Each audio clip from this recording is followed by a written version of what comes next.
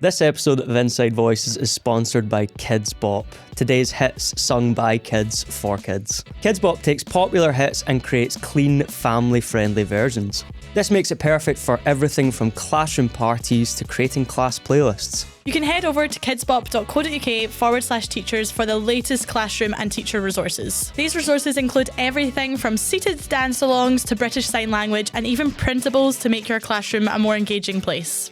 Or why not build a classroom playlist with your class's favourite hits? KIDZBOP is also available on all streaming platforms like Apple Music and Spotify.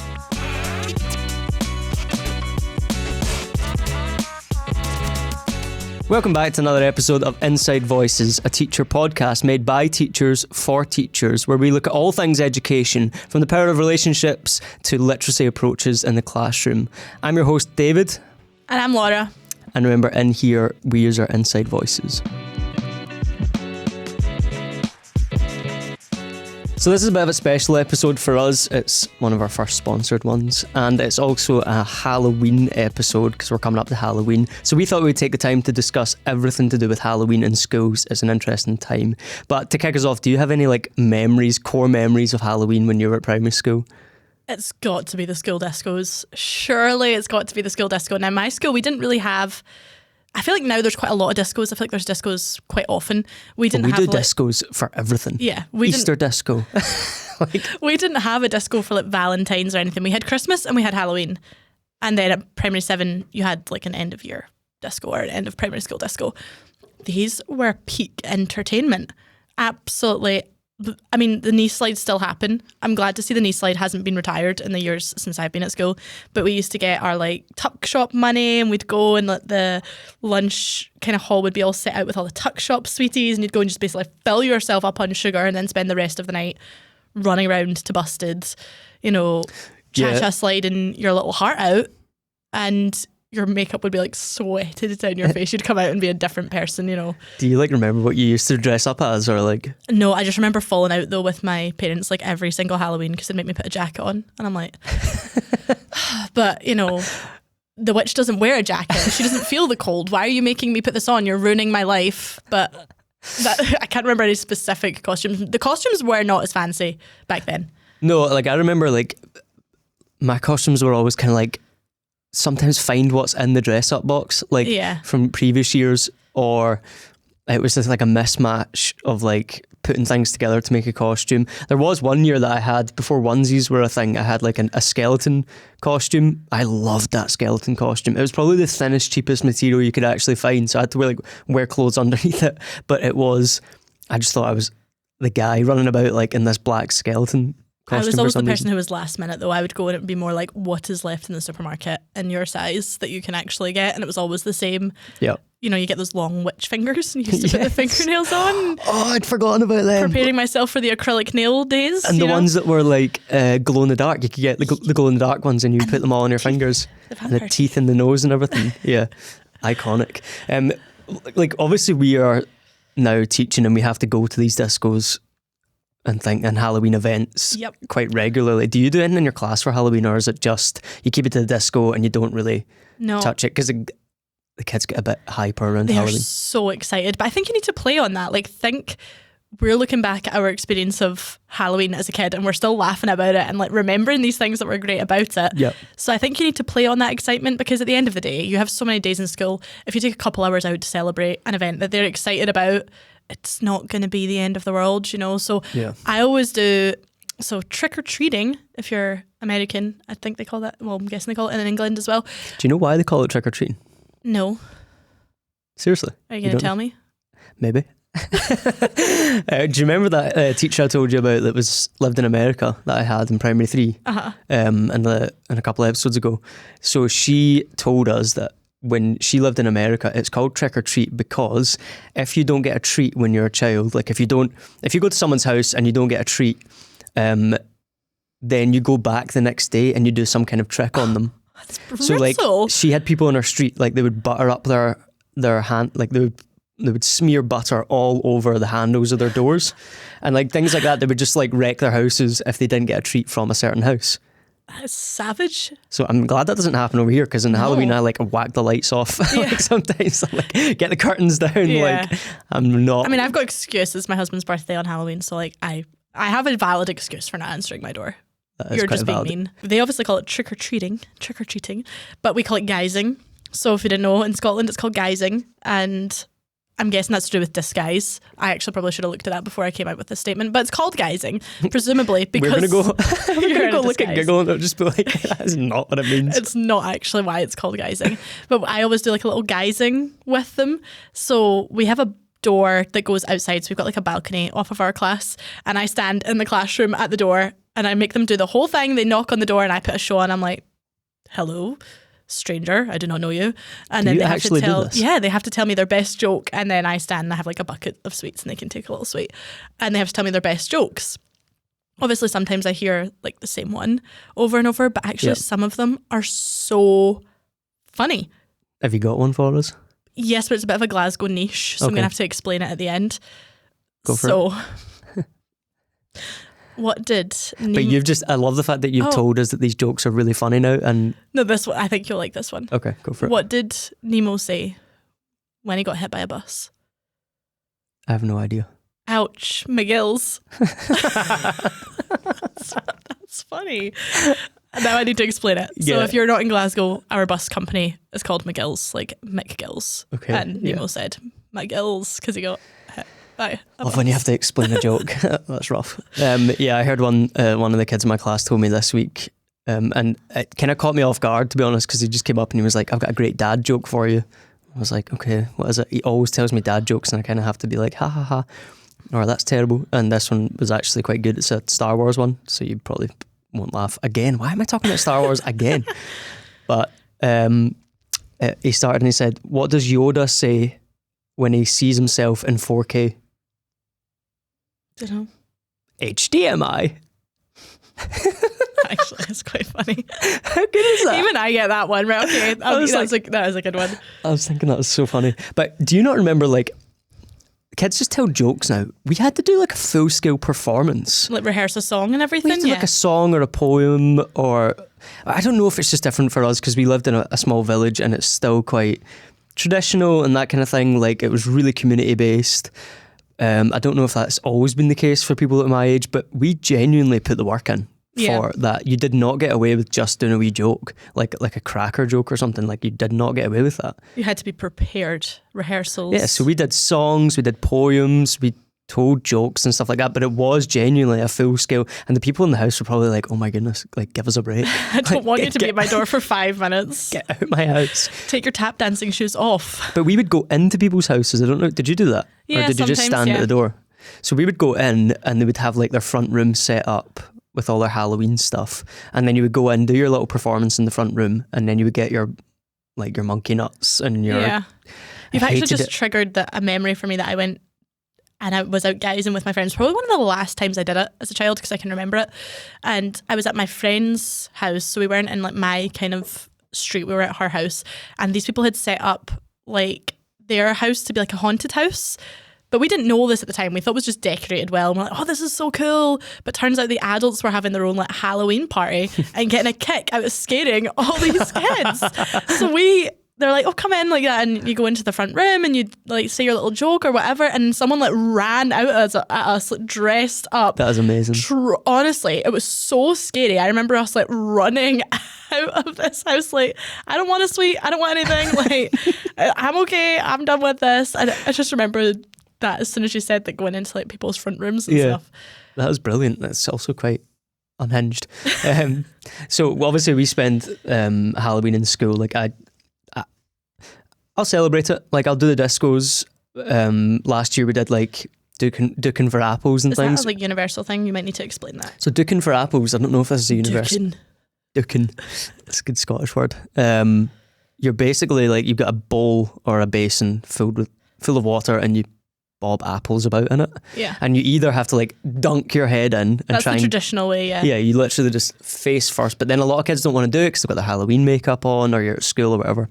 So we used to do that. We used to like chuck our whole head in and try and get it with your mouth, and you get one shot and then the person next to you goes, and so on. So unhygienic. But the kind of way that you do it now is you you stand with a fork in your mouth or in your hand. I think you're supposed to do it in your mouth, but obviously we can't do that because so like you stand up, you put the basin on the floor, you stand up or you kneel on a chair and you just like drop the fork from a height and the fork makes its way down and you try and like stab an apple, and if you get it you win an apple. Now that was never a prize for me because I can't stand apples. Nobody wants to eat the apple. But it was more of a pride of just like you have been the one that actually managed to get the apple. I don't know. So sometimes I do that in the class. Obviously not the head dunking one, but the fork. Like we have sweets, we have treats. Sometimes we put on like a wee Halloween movie, that kind of thing. I don't go in full hog for it because I think they've got their disco and the kids are like hyper enough as it is, to be honest. But I will like decorate the class a little bit. I'll do bits and pieces for Halloween. But this year I think I'm going to go more in for it because we were talking earlier about some of the things that KIDZBOP have on their website for like Halloween. They're doing like an 8-hour live stream for the music, which we'll talk about later. They're doing dance alongs, they're releasing new music and stuff like that. So I think there's more things out there now that I might put into practice in my class. And I think as well when you're saying about like the kind of listen alongs and the playlists and stuff, whereas before it was maybe very like traditional Halloween music, if you will. Yeah, now it's a nice like, Halloween. Yeah, now stuff. It's a nice mixture of things. So it's like songs they will know because, like you said, they're so hyper. I think you need to sort of play your cards right and play into that well. But it's also such a good time for themed learning. Like for writing, I love spooky season for writing because they've all got in their heads what their costumes are going to be, who they're going to dress up as. And I remember one year I did, think of what you're dressing up as for Halloween, because they know like months in advance. They've been telling me since August what they're going to dress up as for Halloween. They've also been trying to guess what I'm going to dress up as for Halloween. No one knows yet. Not going to tell you. Do you want to give us like a wee... No. Okay. Can I guess? Is it Taylor Swift? Oh. I hope they're not listening to this. That was far too easy. You're going as Taylor Swift. I can dream. What era? It's going to be a fearless. Okay. Whoa, she's going for the ball gown. No. I'm not going to come in a ball gown. Right, okay. I'm just going to You Belong With Me, the little Junior Jewels. Okay. Keep it simple. Anyway. You're getting a wig. Writing. You're getting a wig. No. Right, okay. No. We're talking about writing and we get onto Taylor Swift.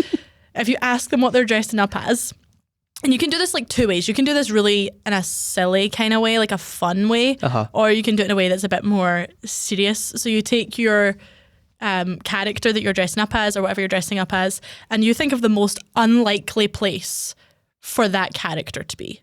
So like... Taylor Swift in a dungeon. Yeah, right, okay, so it's just random. And then you ask them to write a story about that. And it's some of the things that come up so funny. Or you can take it really seriously and imagine your character, where do they live?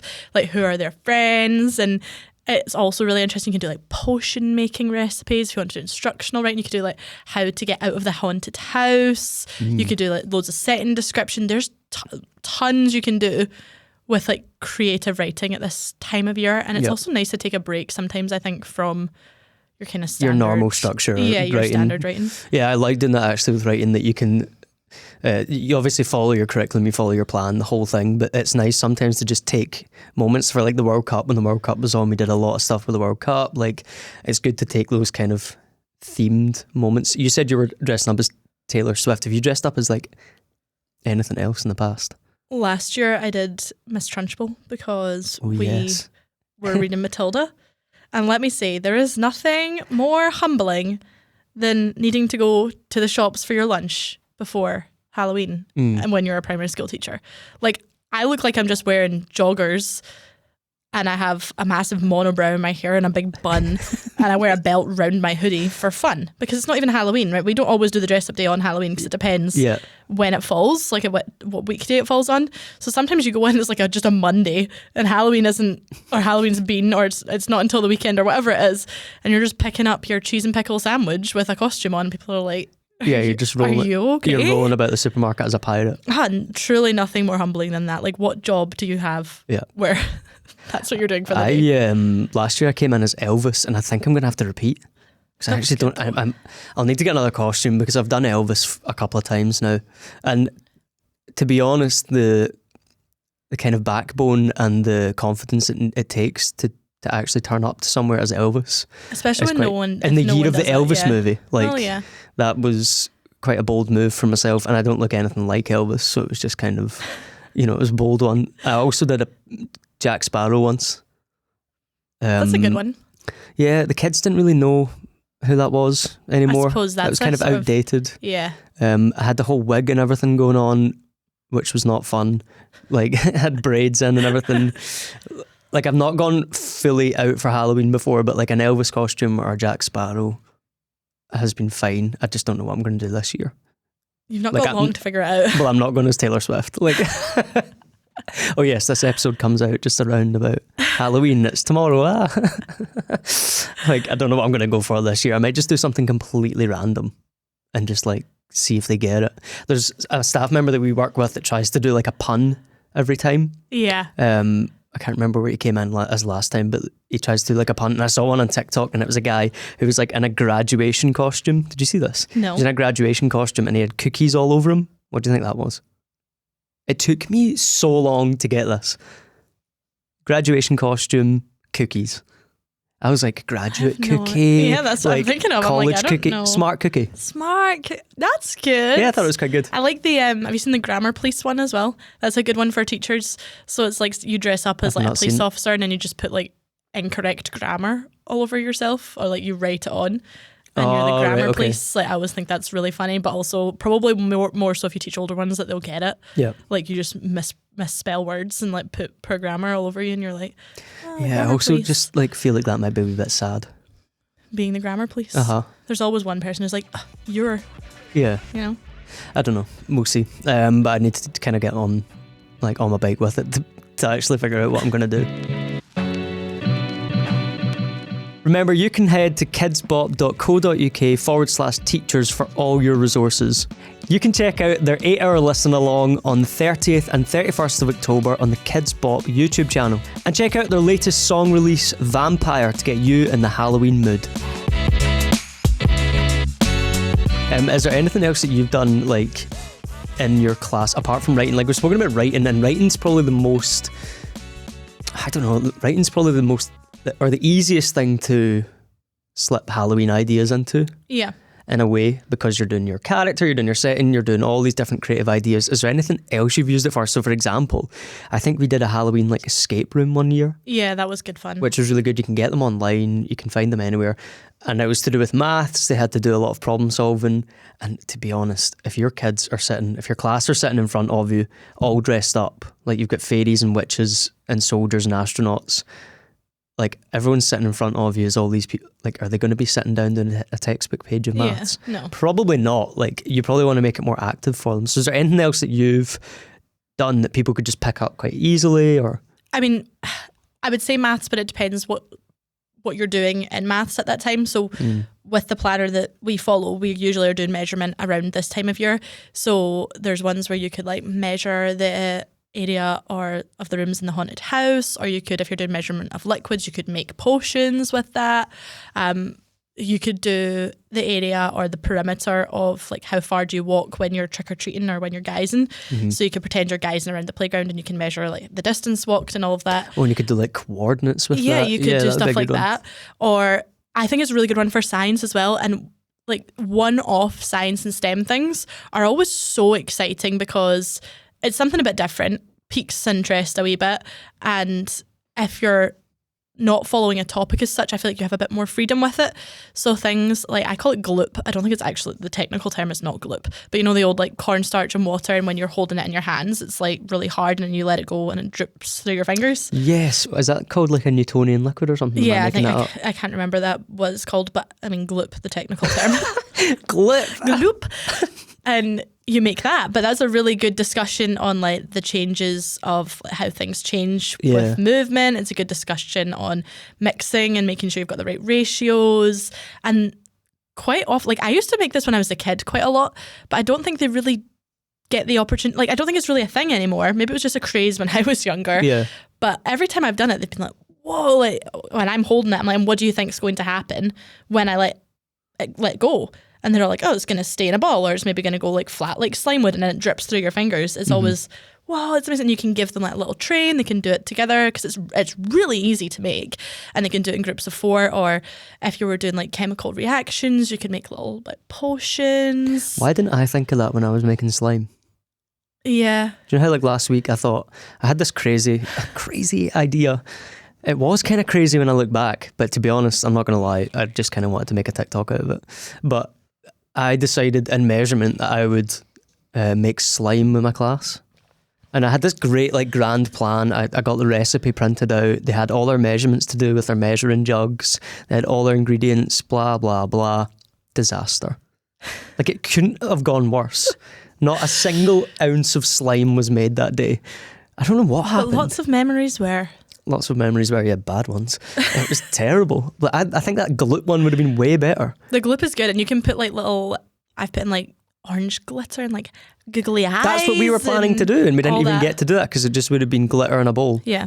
Of like true. liquid. But then you could do also like you could do art in Halloween. Like obviously there's tons of artistic options that you can do. So you could, if you designed a monster or something, you can then link it to everything. So like you could do a diary of the monster for a day, or the monster comes to wherever it is you live and is out, you see him out guising, like what are you going to do? You know, there's so many ways to link it, and I think that gets so much, you get so much out of your students. Yeah, engagement rate goes right up. Yeah, when you it? pick something that they're invested in, you get so much out of them. And like I said, at a time where there's so much creativity going through their brains, because how often do you sit down to write, and even though you've been, you know, drilling in setting or character for weeks, you sit down to write and they go, I don't know what to write about. Yeah, I can't think of anyone. Yeah, but I saw a really good one that would also work for Halloween, and it was like what if statements. So basically, you get, everyone writes down a whole bunch of what ifs, right? And they write it on Post-its or whatever, and you can keep the jar like at the front of your room, or you could keep it in a cupboard or whatever, and it's if students get stuck on what they want to write. So you could turn it into a what if and make it a Halloween situation. So what does it like? Can you explain that a bit more? So like you pull a bit of... Yeah, so every student would write down a what if statement. So like, what if Taylor Swift showed up in your classroom, right? And then that's what they have to write about. And they use that as sort of inspiration. So the kind of So it's a bunch of prompts, basically. And you could do it seasonally. So you could do ones for Christmas. You could do ones for Halloween. You could do... So if you made a Halloween one, it could be, what if... I'm thinking of a book that we recently read called Creakers by Tom Fletcher, and it's kind of like a, not Halloween, but it's about monsters. So what if you woke up and all the adults in the world had disappeared? Because that's what happens in Creakers, right? And it's a really good book. It's hilarious. If you need a good book recommendation, that is the one. It's Never so read good. And they have to write about that. But all of the students just come up with them, and they can add to the jar whenever they want. Or like I said, you can make it like a specific Halloween themed one. And I think that would be a really great tool for people who get stuck on what to write. And in that way, at least if some, like say the majority have a good idea to run with because they know what they're dressing up as or whatever, if there's a couple that don't, they can go and grab from the what if jar. And that's a really good idea. I'd never heard of that before. No, that is a really good idea. I wish I knew so who to easy. credit because I saw it online. It's not my idea, but I can't remember who it was. If I find out, I will insert it into the description because I can't remember who it was. But like that gives the writers in your class that struggle with imagination or struggle to get that first spark or struggle to get started, it gives them such a good like starting point. Yeah. Because I find that is the biggest hurdle to get over when you start writing. What do I write about? Like obviously do your planning, you do your preparation and stuff, but if it's just a sit down and write today, like an imaginative free write or whatever it is, which we do quite often, some children really struggle with that imagination side of things. I don't know if that's to do with like technology, gaming's taking that away. I don't know, you could literally attribute it to anything, but a lot of people, a lot of children, I've seen struggle with that first moment of, I don't know what I'm going to write about. So that prompt idea could be such a good one. Yeah. I've never thought of that before. Yeah, it's a good one. I think I'm gonna set it up and try it, but Halloween's like a good time to try it, I think. Absolutely. And we've spoken about kind of like maths, which you can do. Art's a big one. And we have spoken about art previously, and we think that maybe art and the arts are, I suppose, dwindling a little bit in school, because we've spoken about like you used to get a music teacher that came in, you used to have an art teacher that came in, you used to have all these different specialist subjects come in, and now teachers are kind of just expected to do it on their own. So your music's covered through like your assemblies, and your music's covered through your Christmas songs and all that kind of thing, and we do 6 weeks of music or whatever it is, but it's maybe not as in depth as it once was. And there's big focus on STEM, there's big focus on technologies, and all these things are great. But I sometimes feel like I would love to do more art in my class, and Halloween and any season gives you those opportunities. Like you're going into fall or autumn, you can do lots of different art things with leaves, you can do all these things. But one of the things that we did with art one time, I can't remember if it was in the school I'm in now or if it was previous, it was really simple, and it was just creating like 3D pumpkins. Okay. So it was like a kind of origami type thing. I think I got it online. That was a good one. I really enjoyed that. The children loved that because you obviously had to design your pumpkin and then you had to make it. Yeah. You can also do like art and design type things where you have to design a costume. And these are like pull off the shelf quick things that you can do just to spark a little bit of creativity. We actually carved pumpkins one year as well. Did you actually? Yeah, it was a local sort of green space that we have who are brilliant. We get to go to that space all the time and they do outdoor learning, and it's phenomenal. I can't even put into words how good it is. They got in touch and they said, well, we want to decorate with pumpkins and stuff. We'll donate in, or I think the local supermarket donated in some pumpkins. And every child had their own pumpkin? It was just like my class and another class. Actually, it was another 2 classes, I think. And we got to carve out the pumpkins, and it was so fun. It was great. And we also made, again, this is not my idea, it was their idea. They came to us. We made spider webs out of sticks. So we gathered up loads of sticks and then used string to tie them to look like spiders' webs. And they were so good and they looked brilliant. And in the outdoor space, they took them and they decorated like a path through the space with all of these decorations. And I think it was a couple of schools that did it. It wasn't just us. So they had tons of options. But like that would be, spider web craft would be a so really easy. Yeah, and pretty low cost as well, because all you really need would be the string. I mean, if you're going out a walk, there's, especially with the weather today, there'll be plenty of sticks on the ground by the time we're done filming this. So you can go around, grab some sticks, and then they can make these spiders webs, and they look so good. And you can, they can take them home and hang them outside their house, or you can decorate the classroom with them. And that's such a good idea. I've never thought. And then of that. That's another good one for measurement, or can we measure like the perimeter of the because you've got bigger ones on the outside and like smaller as you go in and that kind of thing. And then like pattern and all that, it's sort of linking everything in, and also good for fine motor skills. She's bundling her outcomes. She is. Fine motor skills. We can can you tie a knot in that? Can we also just talk about how gross pumpkins are? Oh, I love them. I think they smell so good. No, but like, have you ever like getting the stuff out the middle? Yeah, I love doing that. Are you joking? No, I love it. I think it's so satisfying. I like when it's all slimy and everything. I think that's so satisfying. I think it's the most gross thing in the world. Like, and all the seeds and everything. Yeah, you love it or hate it. And then also the smell. A lot of people hate the smell of pumpkin. I love the smell of pumpkin. Do you know, traditionally in Scotland, and maybe I don't know if it's the UK or not, but we used to do turnips. Yeah. Traditionally, instead of pumpkins, and a lot of places still do actually. I think pumpkins is more of an American thing. Yeah. But traditionally we used to do. What's they called? They would call them what? Jack-o'-lanterns. In America. Yeah, so, I don't know why we did turnips, to be honest, and I don't know why they do pumpkins. I'm presuming it's something to do with the fact that we probably didn't have pumpkins. Yeah, probably. Like, I don't know if pumpkins not me trying to like talk about cultural things and not having a clue. Again, watch us go back and Google this, and it's like, yeah, pumpkins have always grown in Scotland, but I'm going to presume that pumpkins are not. Do you know what's like bog standard? Do you know Scottish. What's really strange, right? Talking about like Scottish traditions. See down in Kilmarnock, have you ever been? Yes. Lovely town. Kilmarnock has a different Halloween than everyone else. Did you know this? What?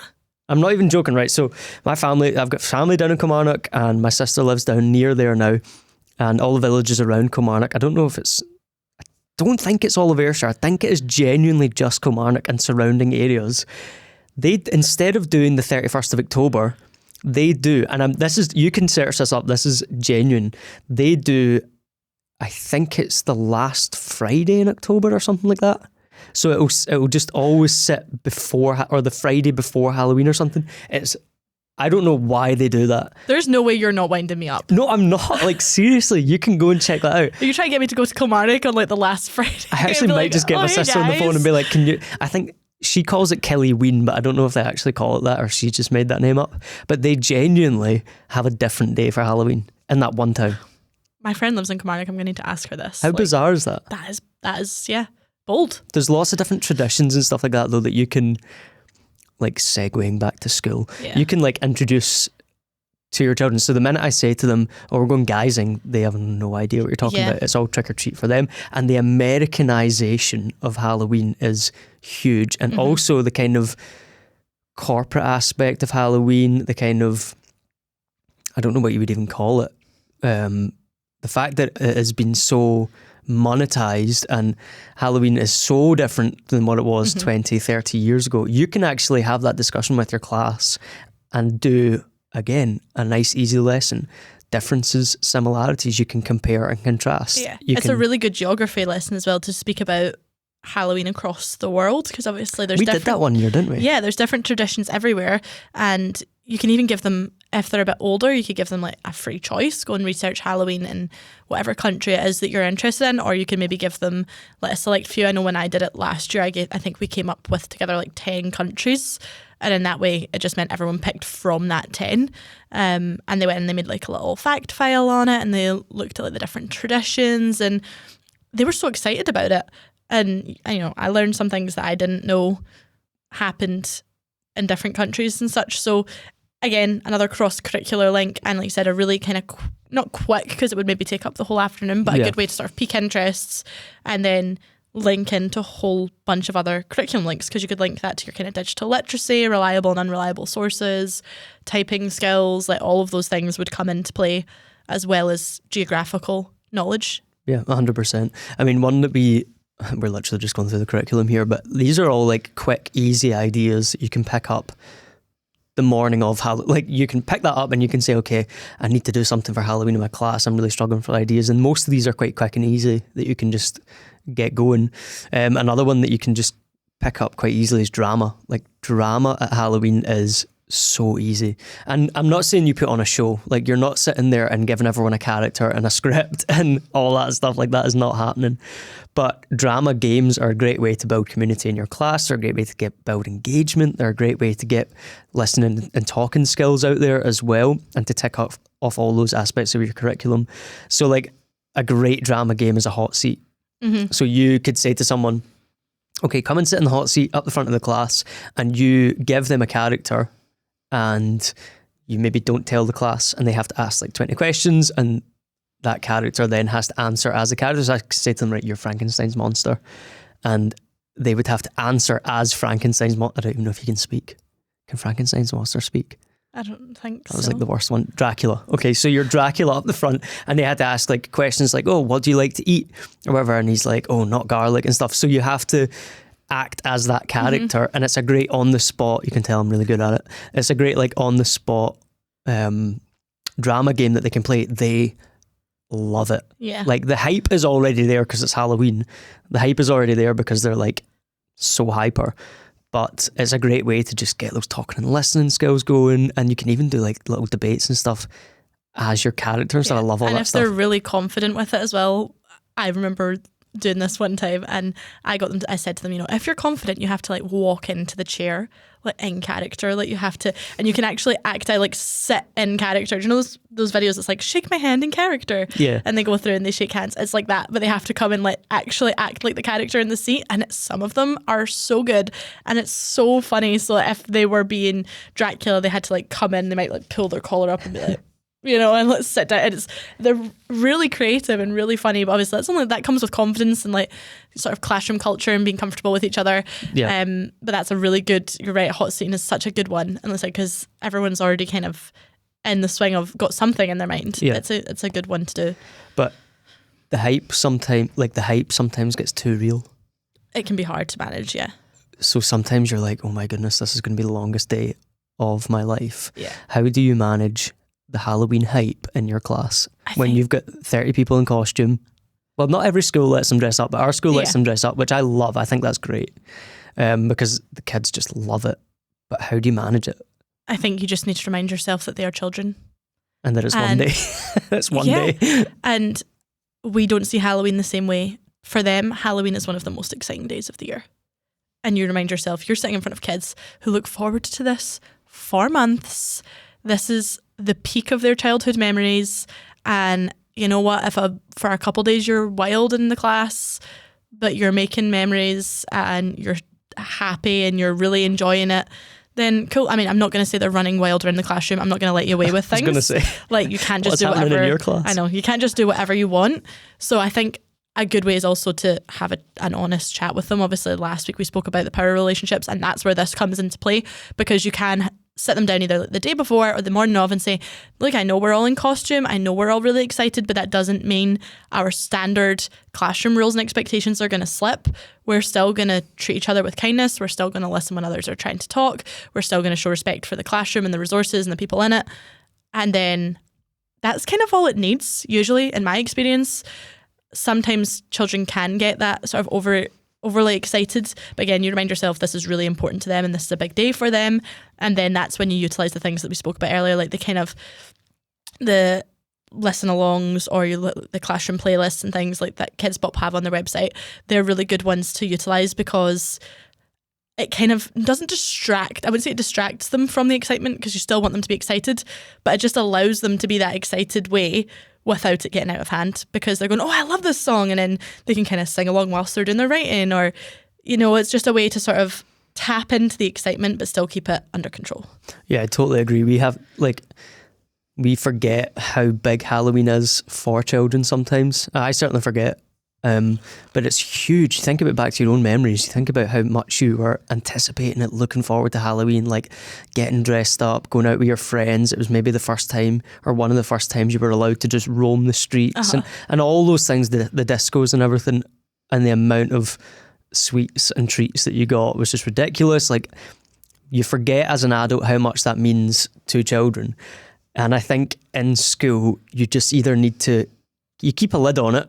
Like, you do need to keep a lid on it, because if it gets out of hand, then it's just mayhem for the day and you don't get anything out of them. But you need to tap into that hype in a certain way. Like, we've spoken about lots of ways that you can tap in with engagement and things, and doing kind of high engagement activities to channel that energy, because there is so much energy in the room. Every child is hyper, looking forward to whatever, but you just need to channel it in the right ways with your drama games, your art, your writing. Don't make everything about Halloween. Like, I've fallen into the trap of every single thing that I do today must be about Halloween, and by the end of it, everyone's sick to the back teeth of Halloween because you've focused on it so much. So I would put in a bit of normality into your day, but also let them have fun. They're only kids once. And don't take yourself too seriously. You have to embrace it as well.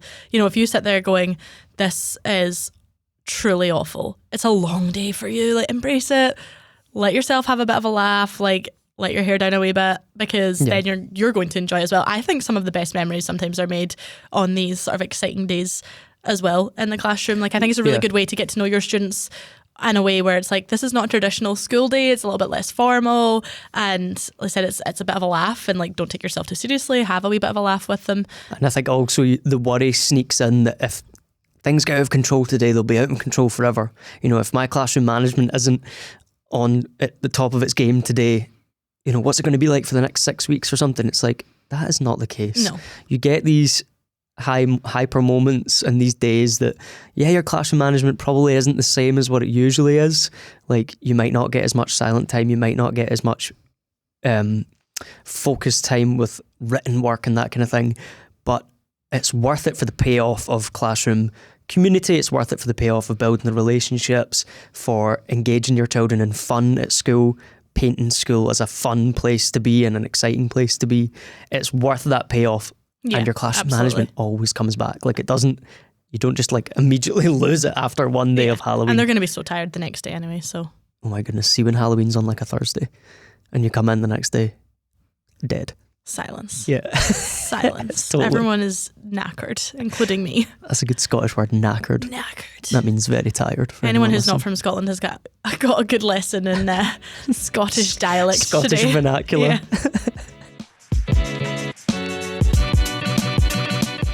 Thanks for listening along to another episode of Inside Voices. Tune in next week where we're going to be talking about literacy approaches. And remember, in here, we use our inside voices.